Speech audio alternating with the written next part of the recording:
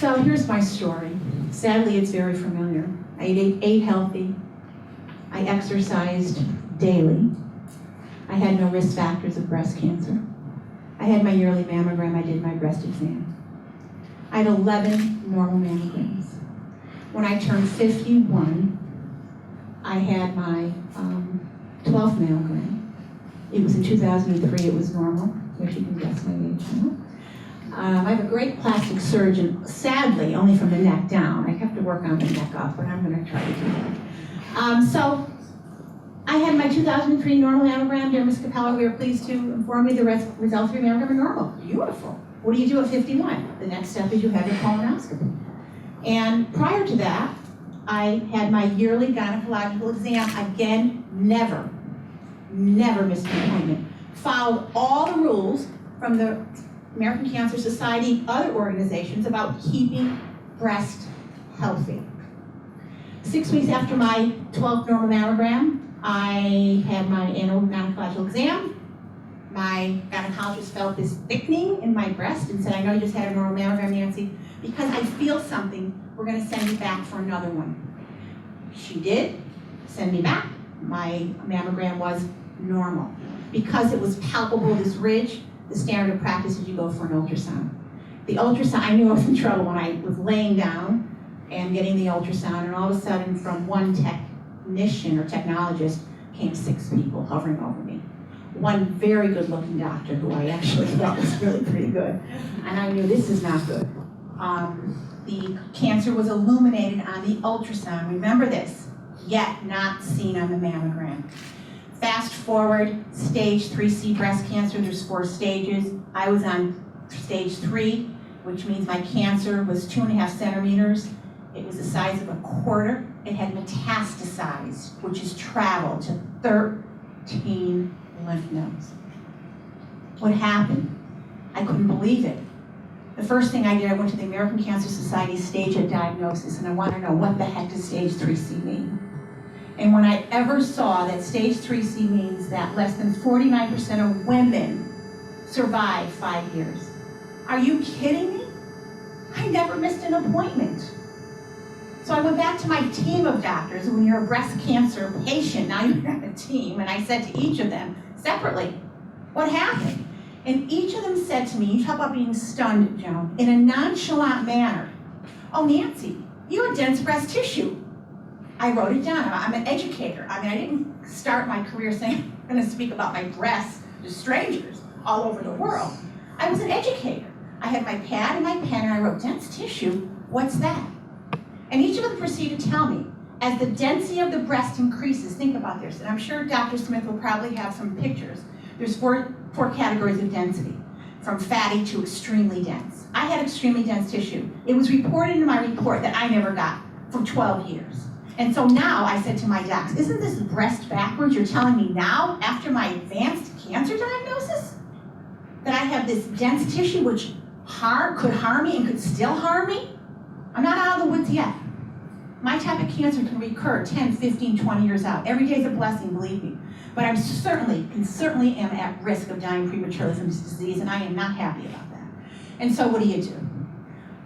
I went back to my docs, and I shared with the literature that I read a decade ago. The literature a decade ago was a decade old. Now it's 2 decades. And here's what the literature, the science said. 40% of women have dense tissue. As the density increases, the reliability of the mammogram plummets. There are other tools, such as MRI or ultrasound, that can find cancers that mammogram miss. What? Went back to my docs. Again, I'm an educator. What a pile of stuff. Literature, I'm going to educate them. And each of them said to me, oh, we know that. I said, can't you start telling your patients, like 40% of us, about our dense tissue? Just in Connecticut, that's my state. I didn't think about, oh, I'm going to talk to people in California or all over the world, or actually come to Washington. And each of my docs said, no, we can't do that, Nancy. It's not the standard protocol. Now, I'm in the middle of treatment. Drains hanging, trying to survive, not figuring out what I'm going to do. I'm going to live or die. My husband, Joe Cappello, is here, was just as devastated. It's a family disease, as you know. He said to me, you can't let this happen, Nancy. We have to do something about it. So we went to our legislators. Now, isn't that really breast backwards? We had to count on legislators to get this information because our docs refuse to do it. I mean, it's crazy. But that's what happened. And through lots of drama, 8 or 9 years of drama, finally, in addition to an ultrasound coverage bill, in 2009, Connecticut became the first state in the nation to report density, disclose density to the patients with an mammography report. I figured this is great. I'm done. I need to rescue a dog.